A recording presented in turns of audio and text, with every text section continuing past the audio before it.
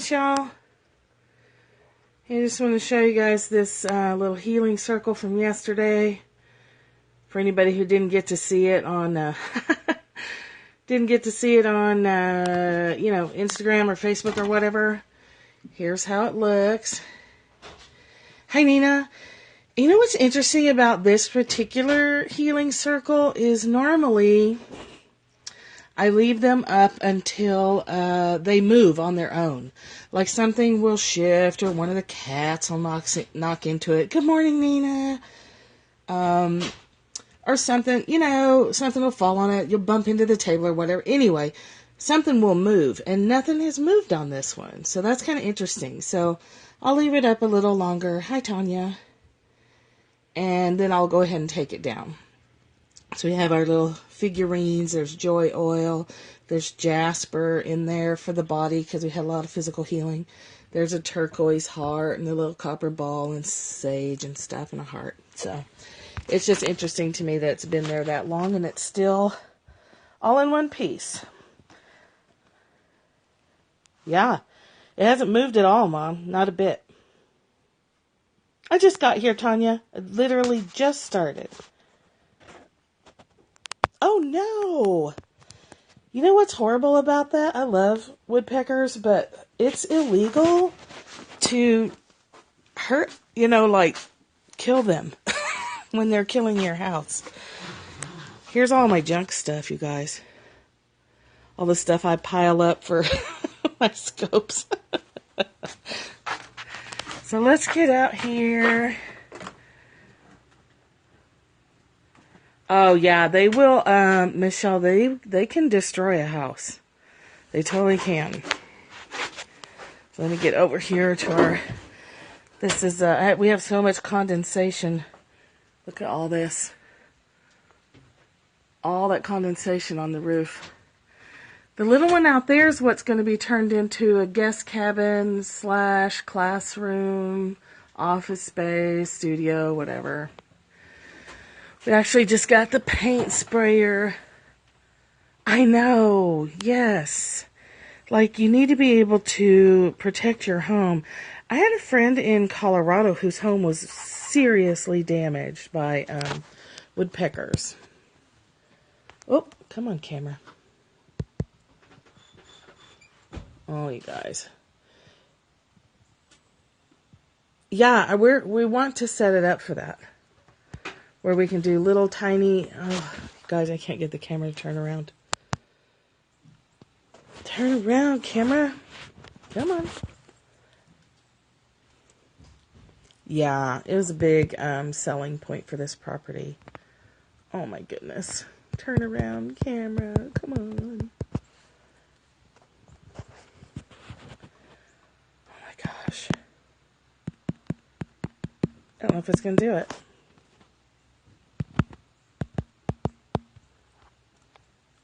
Oh, hey! Periscope put a little camera icon there. Is that new or did I just notice it?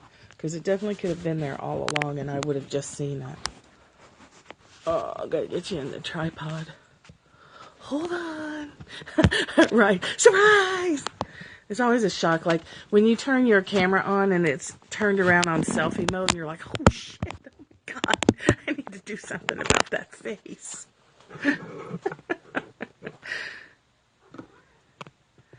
I'm so excited. No, Linda, I just was showing people the little healing circle from yesterday.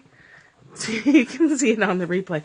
I've been spending, 3 or 4 minutes just trying to get the camera set up in the tripod from starting in the house. This is probably actually the last morning I'm going to be able to scope from out here on the deck. I'm going to have to find a place inside. It's pretty cold here.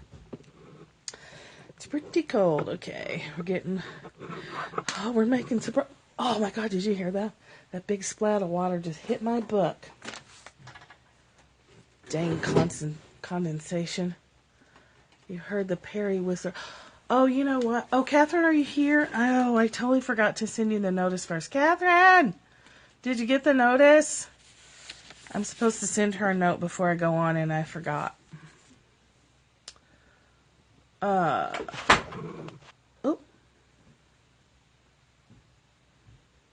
Yay! I've been emailing Periscope, letting them know that we're having trouble with replays and people not getting notifications. And good morning. So they sent me a note back and said, what kind of Wi-Fi do you have? And I was like, did you read my note? Because it says everybody, lots and lots of people. It's not my Wi-Fi. Stumbling around, dropped my phone. I had to come back. But you saw the circle. Okay. Good morning, good morning, good morning. I've been going through my Periscope people and kind of unfollowing all but a very few of the business type people. I've got a little too much business stuff, Periscope stuff coming in, which I don't care about, really. Good morning, good morning. Okay, so I know you guys are on a schedule and I shouldn't just sit here and chit-chat about nothing. Yeah, I watched part of hers last night. The thing is there's people out there that are beginners that do want that stuff. So, they can have it and we can unfollow them. And, the people who need it will find it. Just like this stuff. The people who need it find it. There's something for everybody. It gets annoying, but fortunately we can just go clickety-click unfollow. Wow. It's like being at the beach. Only I'm not at the beach. That doesn't seem right. Today, the reading is interesting because it's the first time, and I just unfollow them if I'm getting a lot of business stuff because I don't care about increasing followers or buying followers. You can buy followers on Twitter. You can pay money, and there are people that will load your Twitter followers up, run your numbers up. But it's meaningless. It's artificial. Those people aren't interested in your services. It's just a number. And honestly, if someone's judging my work on, I know, right? It's like cheating. And if someone is judging whether they want to listen to my offerings based on a follower number, they're not the kind of person I want to work with anyway. So it all works out.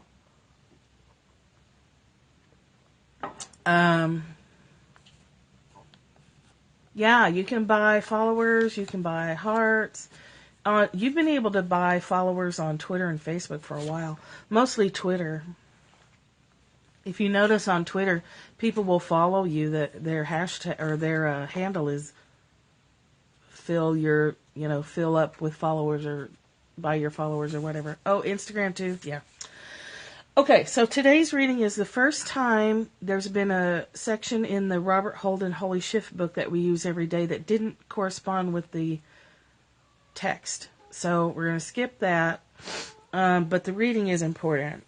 I don't know which part of the book he actually pulled it from, but it doesn't match the book. It doesn't add up.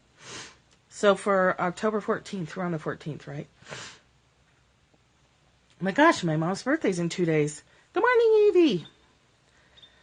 We're actually doing a Course in Miracles reading today that fairly well corresponds with desire mapping. So that's interesting. October 14th, all day. Okay. Oh, your 26th anniversary. Yeah. And Grit's birthday. And National Feral Cat Day. October 16th is an important day. October 14th. In any situation in which you are uncertain, the very first thing to consider very simply is, what do I want to come of this? What is this for? The clarification of the goal belongs at the beginning, for it is this which will determine the outcome.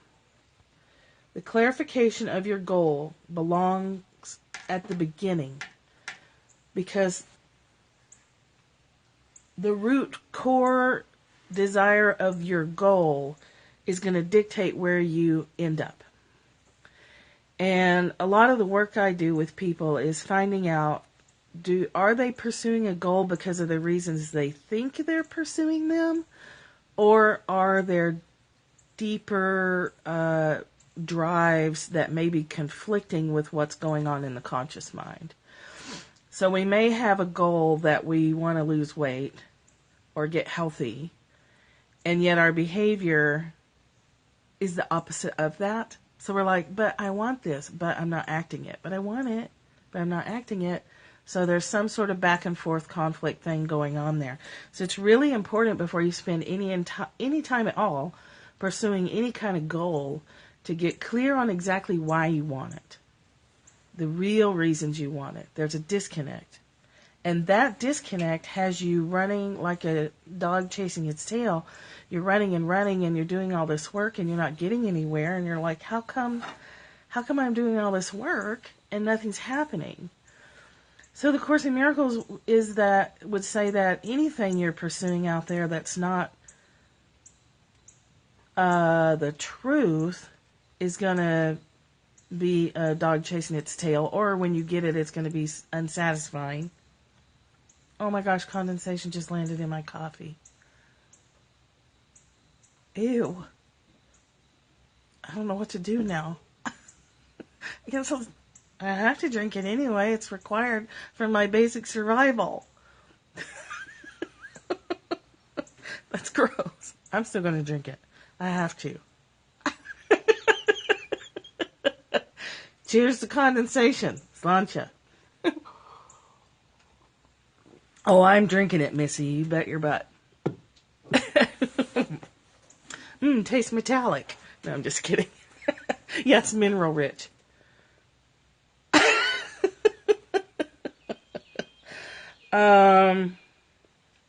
If you're pursuing a goal that the Course in Miracles would call an idol, yeah, it's super gross. I actually don't taste it, but the idea is kind of gross. Seek not outside yourself. When we're reaching for a promotion or a number... Oh, your bird was going nuts. Condensation fell in my coffee. And it's a little gross, but I drink it anyway. I'm drinking it anyway because I have to. I must. It's a must. Seek not outside yourself, for it will fail, and you will weep each time an idol falls. An idol can be a marriage. It can be a job. It can be a physical goal. If it's something that consumes your mind and blocks the reality of your connection to Source and the fact that you are that, then it's an idol. It's a false idol because it's taking you away. If you're spending a lot of time thinking about a goal like that, it's detracting from your actual source of power. So your actual source of power is your connection to Source, your connection to God. When you're connected to that, you don't care the form your goals take. You decide what you want to experience in an emotional sense, what you want to experience internally, and then the outside stuff takes care of itself. So the example I use in the workshop a lot is this house that we live in. There was a certain feeling I wanted, and I got the feeling from old farmhouses. Like turn-of-the-century farmhouses surrounded by trees with water. That's what I wanted. I wanted water, and the feeling that I got from that, and the feeling as best I can describe it is security and comfort. The goal is the emotion, not what you think you'll do. Yes. The goal is how you think you're going to feel when you get it, and you can feel that now. So we talked about this a lot last night. So Evie, if you're still here, you're getting like a repeat. The Course in Miracles says the same. Anything, your special relationships that it calls special relationships, it says it doesn't want to take those special relationships from you. You can use it. It doesn't want to take the value that you place on your children and your spouse and your friends away from you. It wants to transform you. So the other day we talked about not putting special, not labeling a relationship special, because then it sets it apart from you when we're all equal. So Course in Miracles says the same thing. It's not that you can't have the promotion. It's not that you can't lose 50 pounds. It's not that you can't own a new car. It's that when that is your goal, new car, you've put a block between you and God. You've put a block between you and your awareness of where that stuff actually comes from. And the thing is our limited little brains, our human perspective, can't see the big picture. So I think somebody mentioned the other day about unanswered prayers. It's important to not get so fixated on a goal that you drive yourself to death getting it, because then you find out that by getting it, you destroyed something else. Because it's impossible for us to maintain our awareness, why do you want the new car? Yeah, why? What is it you're really after? Do you feel like you're behind in your peer group? Do all your friends have new cars and you don't, and it makes you feel left out? Do you feel like you need a new car to bolster your confidence? Like if you're in sales and you pull up to somebody's house, do you feel like you have to have a new car almost as a confidence crutch? Do you want a new car just because, hey, it's fun to get a new car? Is it ego-driven? Is it driving a wedge between you and your awareness that you don't have to go out and get anything? You don't have to go out and make things happen. You get a lot of titles on Periscope that are like, make it happen, drive it, kill it, crush it. That's a very masculine way of achieving things, which is fine, but that paradigm is shifting. We're shifting more into receiving. We're shifting more into feminine receiving. Hustle, hustle. There's hustle and there's hectic. John Acuff put something up the other day about hustle is doing what's in front of you to do, but there's a difference between you get hectic with it. You don't want to get frantic. But in what case would getting a new car not create a block when you understand that the new car is just a fun expression of God in your life? It's fun. It's cool. It feels good. But that's all it is. It's keeping your perspective of what these things are in check. You got a new car because your old one was a health hazard. Yeah. So there's nothing wrong with a new car. New cars are fun. New cars smell good. They're shiny and pretty and they're just fun. But if you think you're getting a new car to make you feel better because you don't feel good right now, that it's an enhancement. Let's call it that, okay? A new car, a new house, a new job, a promotion. It's an enhancement of what you already have.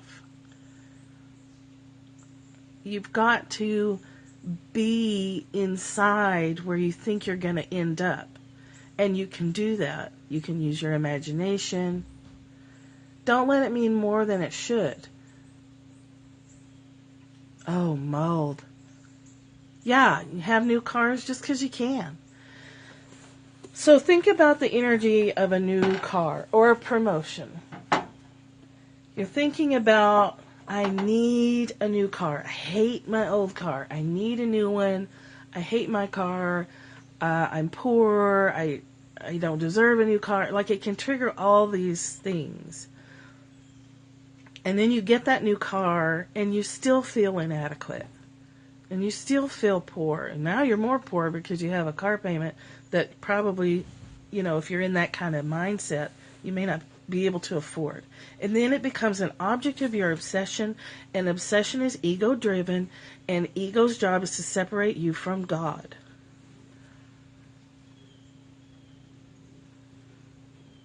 So if you're filling what you perceive to be a lack in you, a hole, and you think that getting a new car is going to plug that hole, you're wrong. And by approaching it that way, it's going to be very hard to get, and it's going to be very hard to keep once you get it. Same thing with relationships. If you pursue a person who is not the best for you, and you can sometimes kind of force that to happen. You can make it happen. You can engineer it. Sometimes you can get someone to change their mind, but you're going to be sorry that you did that. If you think getting a boyfriend's going to fill a need, you're wrong. It'll be hard to get, it'll be hard to maintain, or you'll end up with that person who cheats on you or beats you or whatever. You don't give the universe room if you decide ahead of time what it's got to be and how it's got to look and when it's got to come. Ego's job is to separate you from God. You thought it was to protect you from harm. Say more about that. Like, how can your ego... Well, okay. There's goods and bads to every function of our mind. There's goods and bads to every function. Okay, so the good part of your mind, scanning the environment and letting you know about safety risks, is good. That same ability, yes, it can get off track. That same thing that's a survival skill can become an obsession if you don't recognize it for what it is. When you're living life unconsciously, it's got a job to do. Its job, it's not like someone said, ego, your job is to separate this person from God. It just does. By nature of its focus on the external environment. You don't let it rule your life. Have the feeling, allow God to surprise you with the form. Let go of the cursed how it's going to get there. It's to keep you in a place it's comfortable with, which might not be in line with your zone of genius. Yes, your zone of genius is where you are meant to express the highest potential of who you are right now. Your unique offering to the world is your zone of genius, and it's powerful. It's a powerful place, but it can be hard to get there. So it's just like a dog who has a job to guard sheep. This happens a lot with people who buy herding breeds. You handle it with awareness, and you handle it by giving it the things that it needs. It needs problems to solve. So give it problems to solve, but you be in control of what problems it's solving. Give it crossword puzzles. Let it learn a new language. Learn to play an instrument. Learn something new. Go meet new people. Go learn how to take a carburetor apart and put it back together. It won't go away. You learn to be aware of when it's functioning in a healthy way and functioning in an obsessive way. You can't get rid of it because, like Linda said, it's part of you. It has value. You need your mind to balance your checkbook. Yeah, oh yeah. Go away at that moment. Just quiet down. There's nothing scary here. You don't have to work so hard right now. Yes, quiet down. Yeah. So people get in trouble when they buy the herding breed of dog sometimes, like a toddler. Yeah. So people buy German Shepherds, they buy Australian Shepherds, cattle dogs. The worst ones are Border Collies. Those dogs have a job to do, and they've been bred to do that job for thousands and thousands of years. Yeah, like a 5-year-old. So when people buy a herding breed of dog and don't let it do its job as it should, or find an alternative job for it to do, it destroys their house, and then they're pissed off at their dog. Your mind has a job to do to evaluate the environment, and it needs problems to solve. Yeah, it goes crazy. So when we spend too much time on the internet, and God knows I'm guilty of this, I'm every bit as guilty of too much internet time as anybody else. It's actually something I have to keep in check. Yes, pit bulls get a bum rap. They need a job. They gotta have a job to do. Without a job to do, they go bananas. Right. So awareness of what your ego is up to is what brings us back to your goal. You need to know what you're really after. You need to know and understand what your goal really is. There's not a single goal that you can describe that at the root of it all is meant to feel better. I think that getting a new car is going to make me feel better than I feel right now. I don't feel like I'm enough. I don't feel like I look good. I need to look good because I want acceptance. So I'm going to get that new car, and then I'm going to fit in with my friends, and I'm going to feel awesome. You get the new car, and you still don't fit in because that's not it. The hole in your chest is looking for God, and God's the only thing that can fill it. There's no car that can fill it. There's no man that can fill it. There's no piece of jewelry. Those are momentary fun things that are enhancements to life. They're not replacements for God. They can't replace your connection to God. They always fail if that's what you're looking for. Yuck.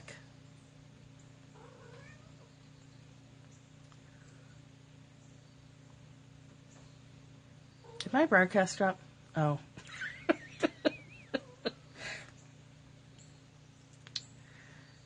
I keep telling myself, would a car manifest if you have the feeling but actually don't ask for it? Yeah. Yes. It's okay to want the car. Know why you want it. Oh. I'm telling myself that one drop of condensation cannot possibly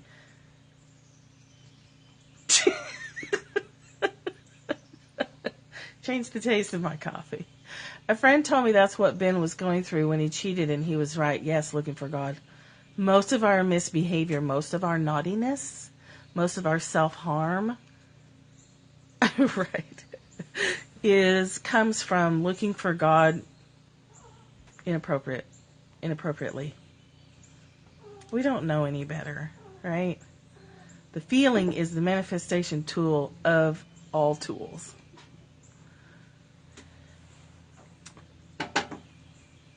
Let me read you this. Heaven cannot be found where it is not. And there can be no peace except in heaven. Heaven isn't found in somebody else's bed. It's exciting and it's fun. And it distracts you from the pain of what you're truly missing. It doesn't hurt any less, and it doesn't mean you approve of it. You don't approve of it. Dan was looking for something else when he cheated. Yes. Yeah, absolutely. We're all looking for that. So listen to this. Seek not outside yourself, for it will fail and you will weep each time an idol falls. You will weep each time you attain a goal and find out it's just cotton candy empty.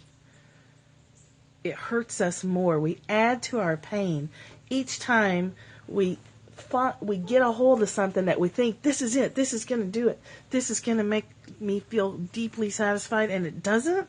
It's another fucking disappointment. It's another letdown, and it makes us more and more cynical over time that we will never get what we want.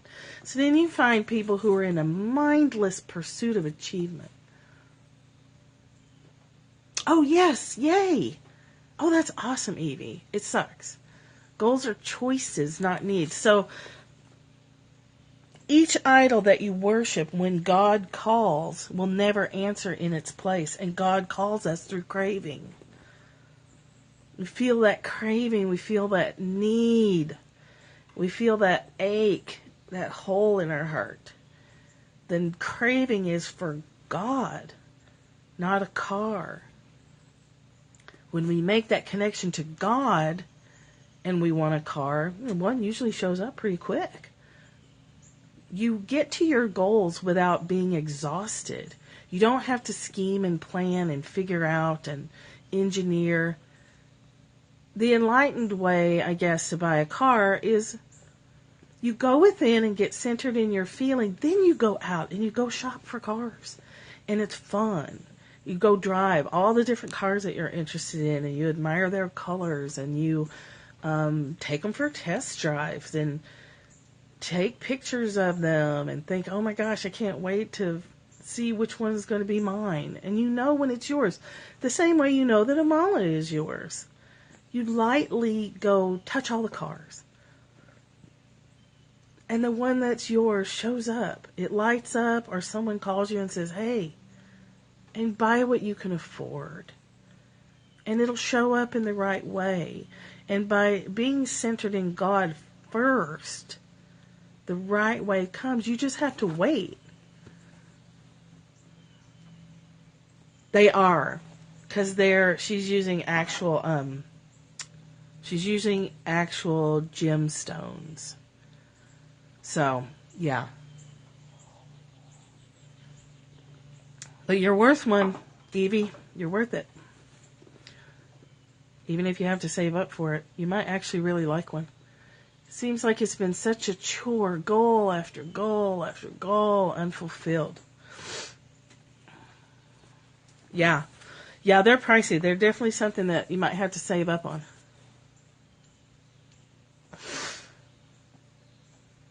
Seek not outside yourself. So listen to this, folks. For all your pain comes simply from a futile search for what you want, insisting where it must be found. We go out and we insist, it's got to be here. We got to make it happen. We got to find that thing. It's futile. It hurts us. What if it's not there? Do you prefer to be right or be happy? Be glad that you are told where happiness abides, and seek no longer elsewhere. You will fail.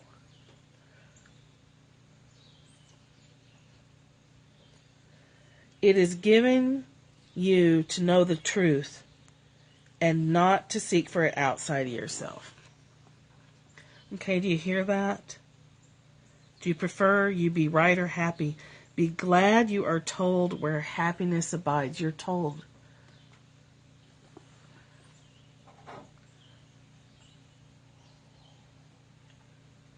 You're told where happiness is. You know where it's at. You're told where it's at. And instead we spin our wheels and waste our energy. Yes. Yes, our ego wants to be right. Yeah.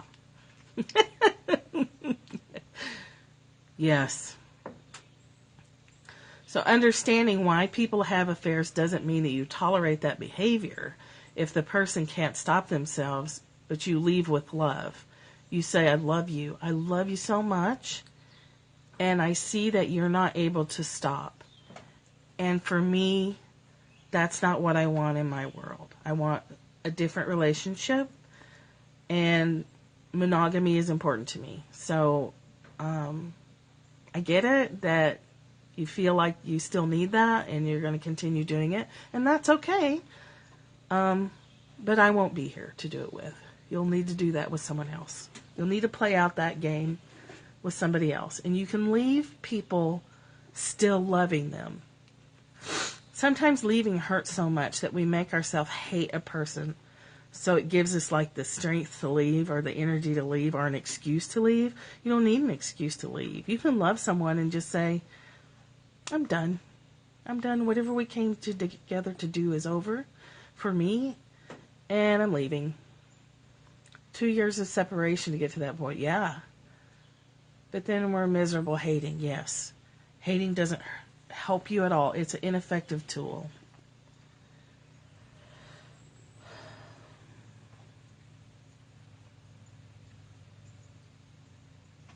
A lingering illusion that he just did one time a year ago. Oh, you've got an anniversary date coming up. Don't be surprised if you don't feel so great on that day.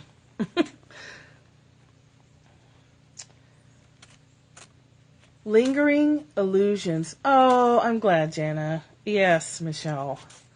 We all understand that pain. Lingering illusions impel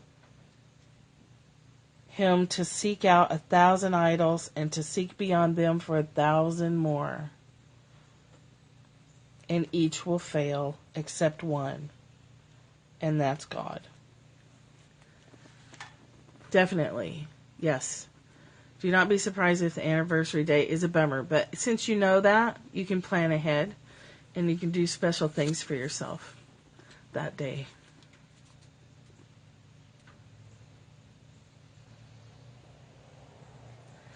Idols must fall because they have no life. The idol of a perfect marriage has to fall.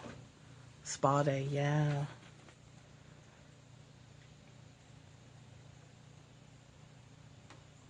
All idols of this world keep the truth from you.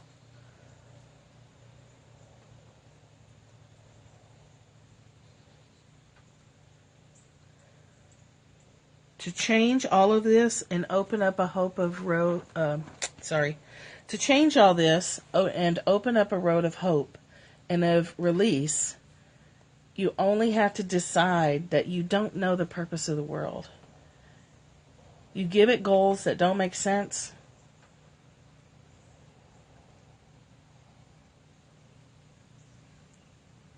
Wait, don't go where?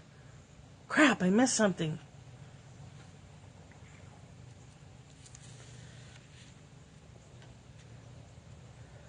This whole section is pretty intense.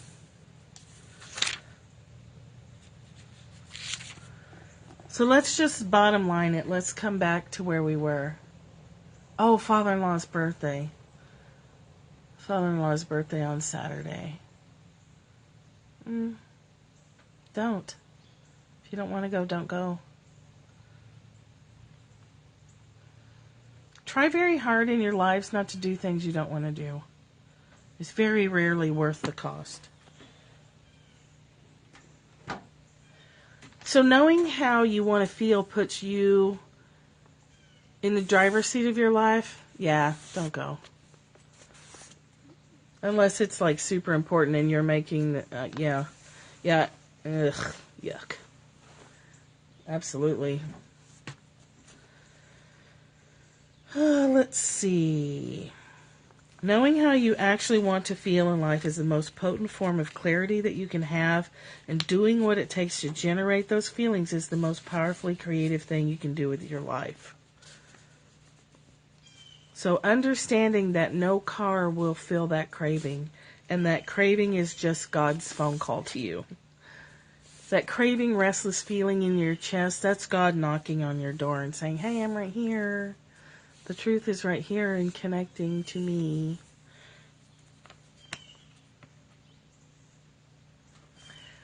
The restless, burning craving is best handled through quiet or slow movement or getting out in nature and asking, I want to feel you, Spirit. I want to feel in my body my connection to Source. Ask for that. It will come. You have to be quiet to get familiar with how it feels if you don't already know, so that you can hear it over the noise of the world, so that you can feel it over the rattle in your brain. That's the part that takes practice, knowing the difference, knowing how it feels, and learning to hear that silence even in noise. So even when you're out in the noise of the world, you hear the silence that's in the core of your being, that silence, that rich, almost textural silence of connection to God. Come at your goals from that place, and then you're enhancing what you already have. You're not seeking to fill a hole in your chest. Reality's not our problem. It's the ways we choose to tune out from reality that become a problem.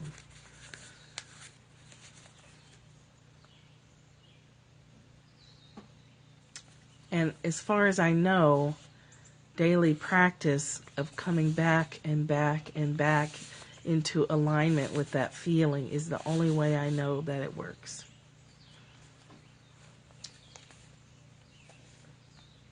The AA people have new people new to sobriety go to 90 meetings in 90 days. And the ones who do that are far more successful than the ones who don't. Because 90 meetings in 90 days gets it in there. We've been doing this work, this daily meeting, since August 29th. I feel different.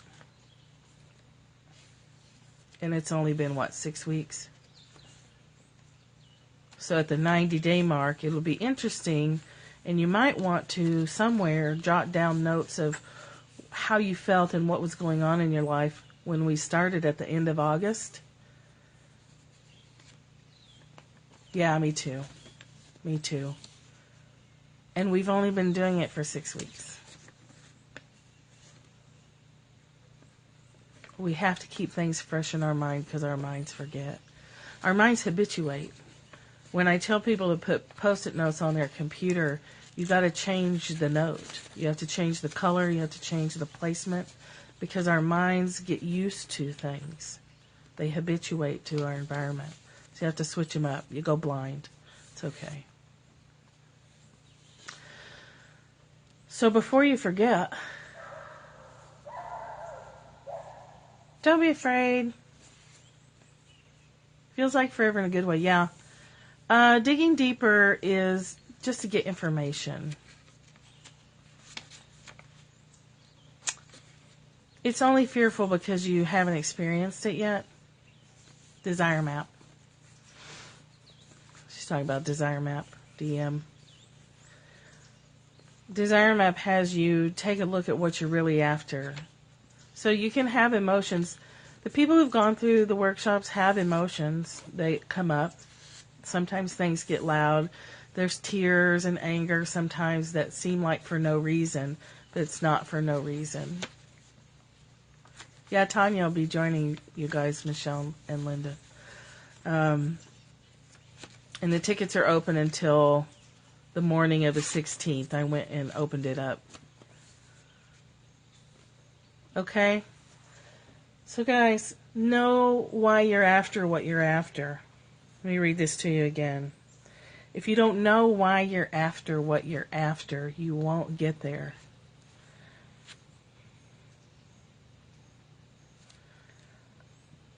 In any situation, the first thing to consider is, what do I want to come of this?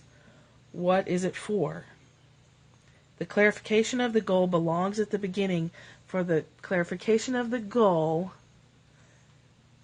is what determines the outcome. Linda, Tanya will be in the workshop with you in the next workshop. If you don't remember anything else from today, remember this: seek not outside yourself for anything. Seek not outside your connection to God for anything.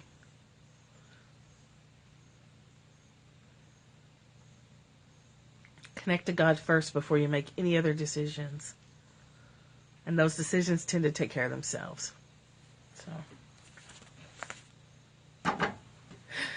you guys are so cute today. You're so chattery. Do you have any questions?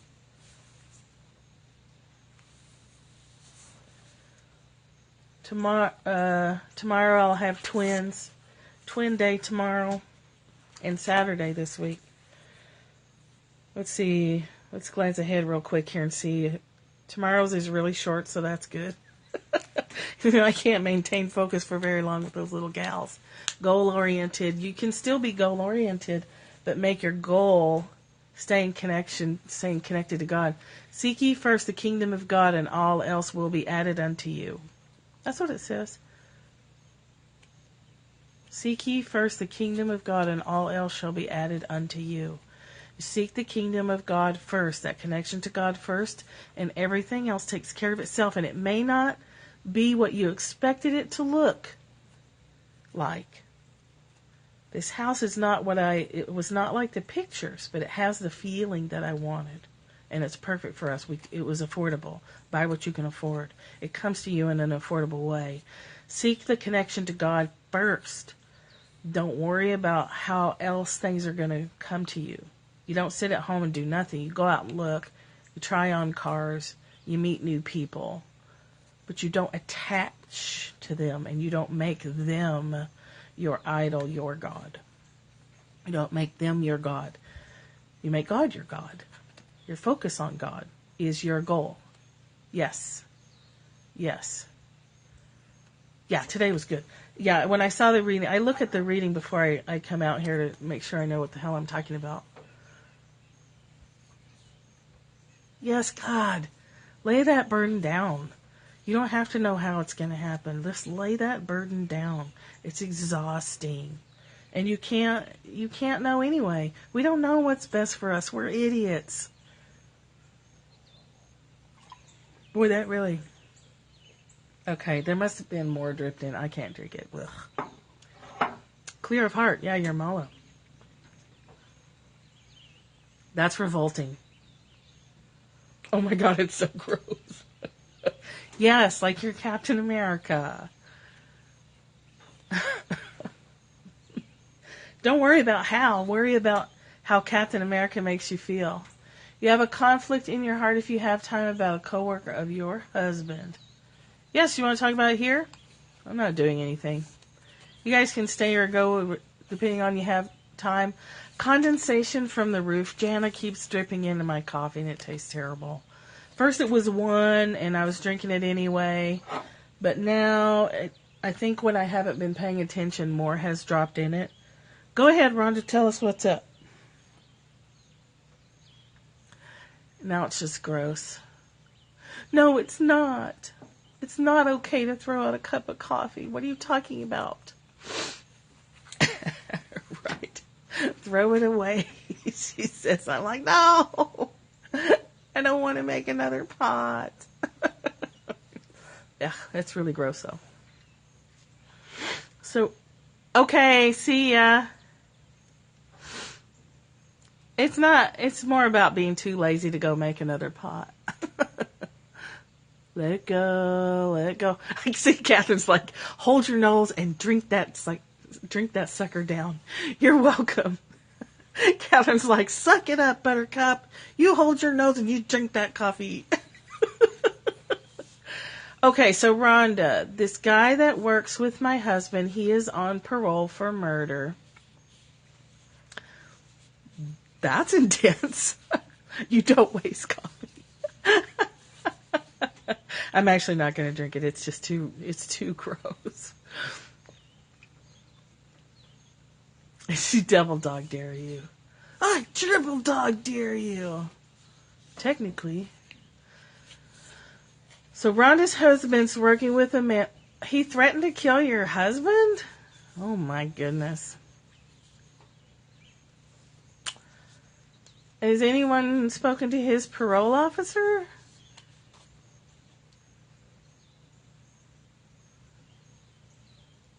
Good Lord. Okay, so husband's working with a man who's on parole for murder, and this guy threatened your husband. You need to call the parole officer immediately. Was law enforcement involved at all? I know nobody likes a snitch. Snitches get stitches. But he has a new baby. Did your husband believe that threat? Did he feel like it was serious? Not that it matters. It still should be reported to his parole officer. Here's the thing about parole officers. You never know if they have a file of stuff and they're just waiting for that one little bit more information. I think the guy has a new baby.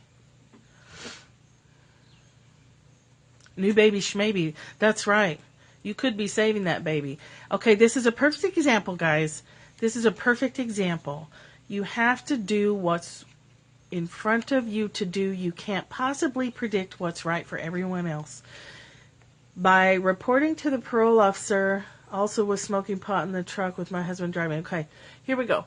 So what's right in front of your face to do, all you can do, is contact the parole officer. You have no way of knowing what that baby's destiny is. The baby's destiny could be to grow up without a father.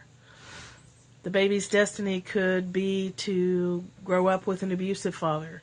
The baby's destiny is the baby's destiny, and we don't know what it is. This person is acting in a dangerous way. He's on parole. If he goes and takes a P test right now, he's going to fail it. And you don't know if the parole officer, is waiting for this last little bit of information to revoke. We just don't know, right? We just don't know. We can't think about the ripple effect, the domino effect that something may, if it feels like it's right, if it feels like it's something that needs to be done and you've got to do it, then you've got to do it.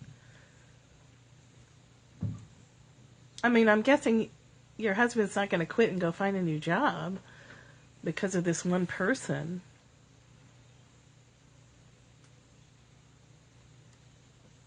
Here's the bottom line. He threatened your husband. He's putting your husband at risk. He could threaten the child later. Yep. He could be being abusive at home. You don't know. You can only do what's right in front of you to do. If he's threatening people, mental anguish. Yep. Well,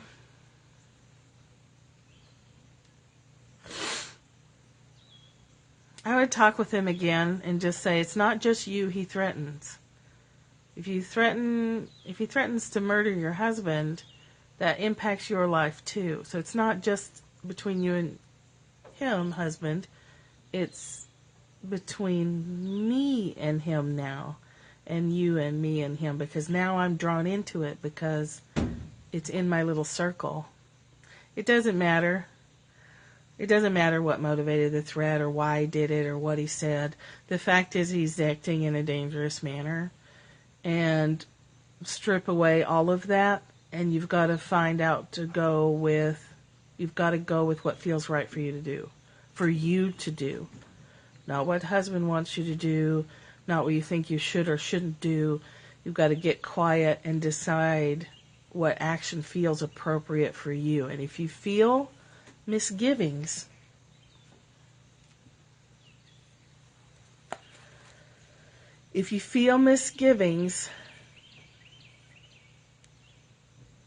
go back to your core and meditate and pray and think about your options, and the one that brings you relief. It doesn't matter, guys. The details don't matter. It doesn't matter who he's threatened or how he's threatened or how he's done it. Strip all of that away. So, Rhonda, specifically for you and in this specific situation, you have to go get quiet and write out on paper your options. Your options are to do nothing, to call Child Protective Services. Okay, well, you can call the main parole office and give them the name of the person, and they can connect you. Your other option is to report it to law enforcement.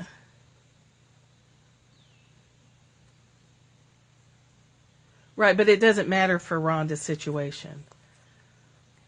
For Rhonda's specific decision, it is what she meant. But what I was saying is, don't worry about that. That's how our minds get off in the bushes.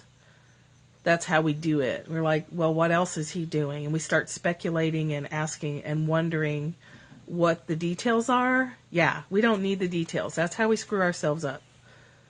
We get screwed up and complicate our minds and get confused because we're trying, because our normal curiosity is to ferret out the details, but the details don't matter.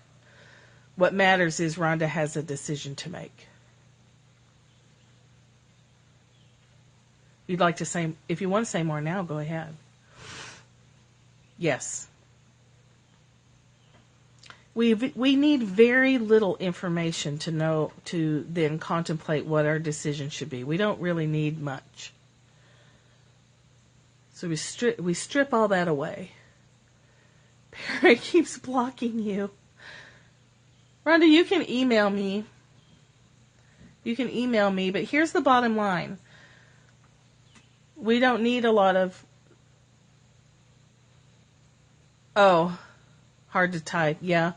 Why don't you, if you want, get your thoughts together and send me an email if you'd like to explain or if you'd like to talk more. But keep this in mind. The details and the details of the matter don't matter. The only thing that matters is you don't feel good right now and you want to feel good. So if you really strip everything away, you don't feel good right now and you want to feel better. So what does that process look like? Okay? You have to strip it all away and feel your connection to Source first before doing anything else. Before picking up the phone, before talking to your husband again, you feel your connection to Source first. And then you think about your options.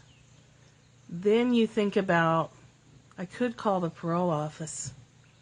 How does that feel in my gut?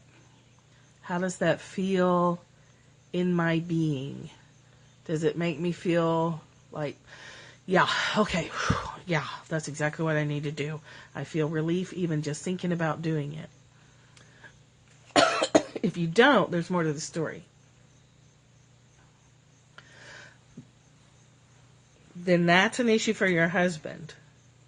You have to think about what you're going to do. So you can talk to your husband and say, I see this pattern where everywhere you go, you have a conflict with someone. And unless you have to let him do that. He always gives all he's got to yes, we know that type, right? They give everything away. They give you the shirt off their back and then go without themselves. And it doesn't make sense, but that's his. Yours is how you feel in this situation. That's your piece.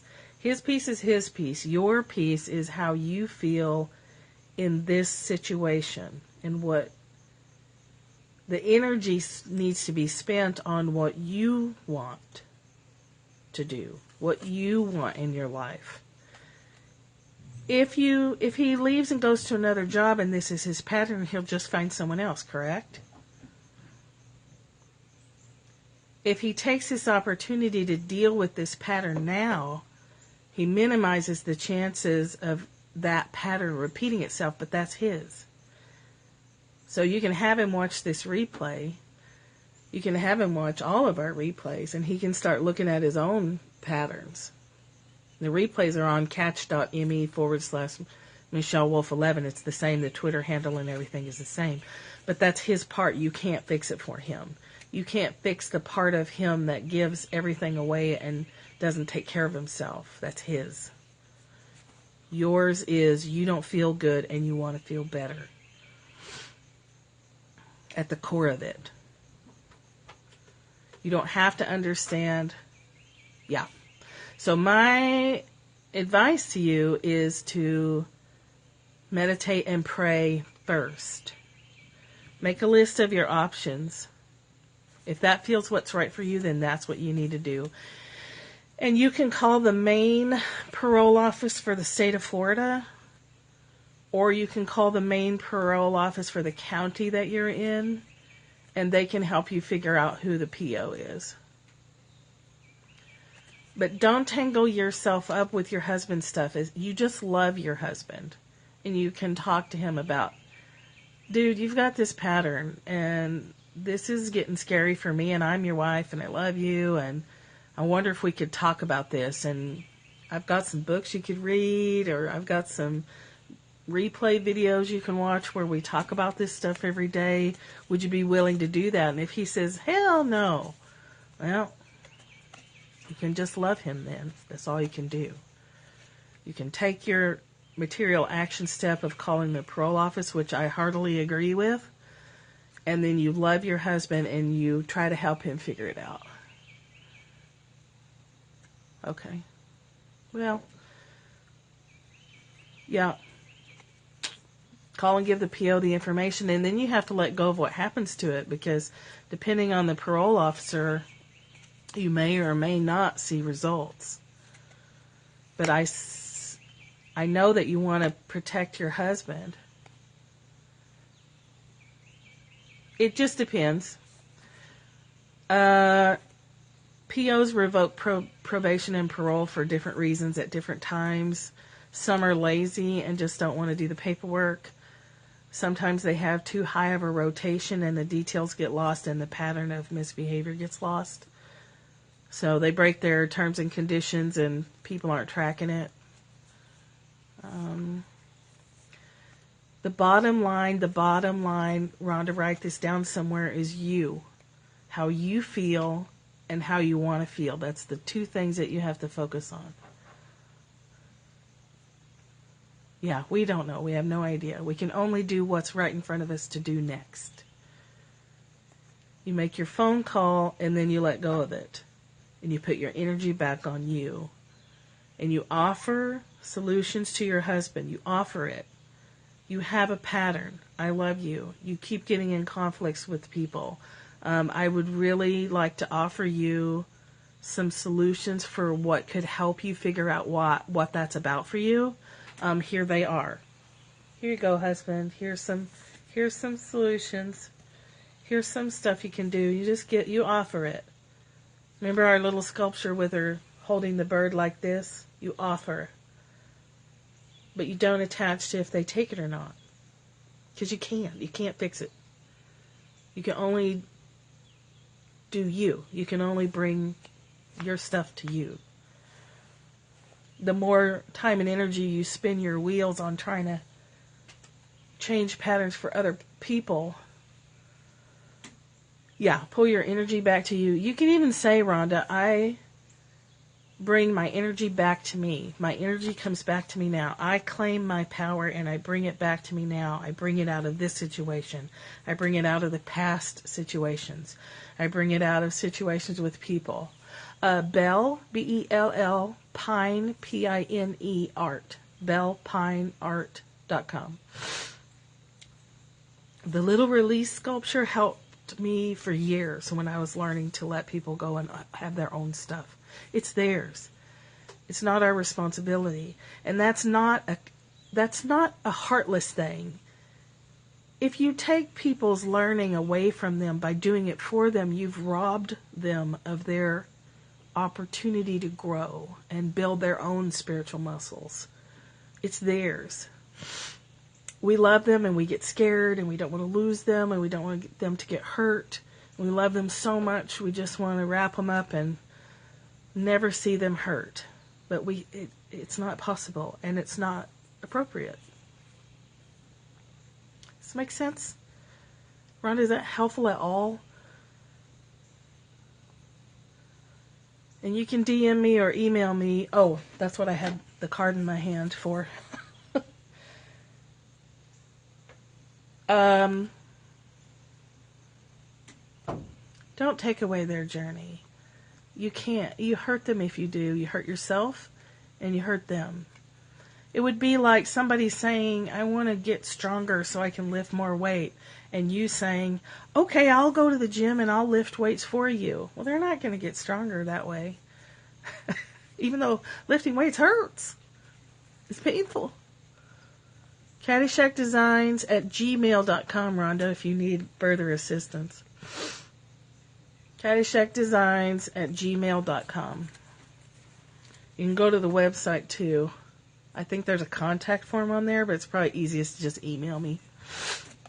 You can Facebook message me too. Either way. You can come back here in the morning and let us know, oh, Rhonda,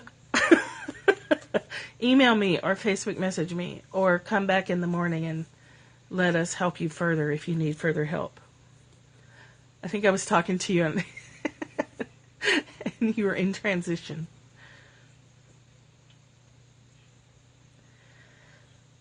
The questions to ask yourself. Oh, no, you're fine. The questions to ask yourself are this. Whose problem is it? Is it mine? Is it theirs? And what do I feel right now And what do I want to feel? Those 3 questions, okay? Whose problem is it? How do I feel right now? And how do I want to feel?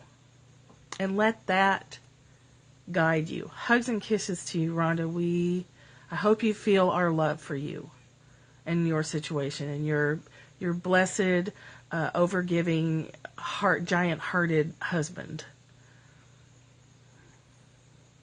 We've all seen them. We know a few, right? That'll give a stranger everything and then your own family's doing without. Sometimes they get extreme like that. Such a giver, right? A blessing and a curse, that kind of heart. Be aware that overgiving is some people's idol. Me too, Michelle. You guys show up and you create this container for people to find answers. Well, bless his heart. He's a good guy. Oh, well, hookers need rides too. Hookers need love too. Hookers need love more than a lot of us. Poor little hookers. Oh, the porn industry, don't get me started. Oh. Whose problem is it? How do I feel? How do I want to feel? Try that on for size. Poor little hookers. Porn industry stuff, man. That's some terrible stuff right there.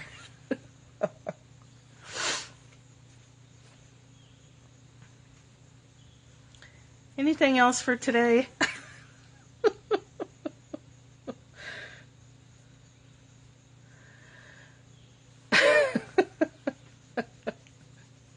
You're living under a rock, Dana. You're living under a salt rock. Which, by the way, thanks to you and Michelle, I am going to get a salt lamp. It's next on my list of things to get. See how my lungs like that. Okay. Oh, yeah. Anything at all? Going once? Going twice? Mom, you're going to want to listen to the replay.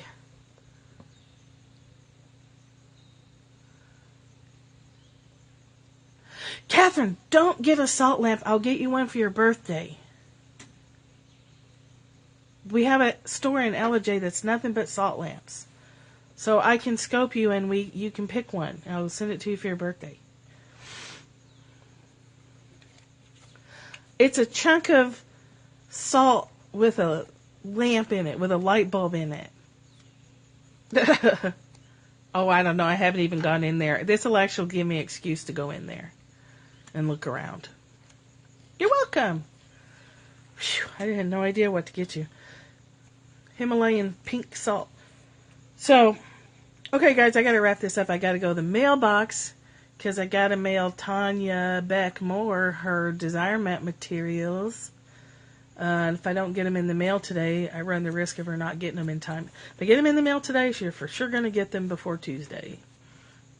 So, my wonderful Perry healing family here, thank you every day. Thank you for shares, for hearts, for your presence. You're adding your energy to this little container of awesome sauce.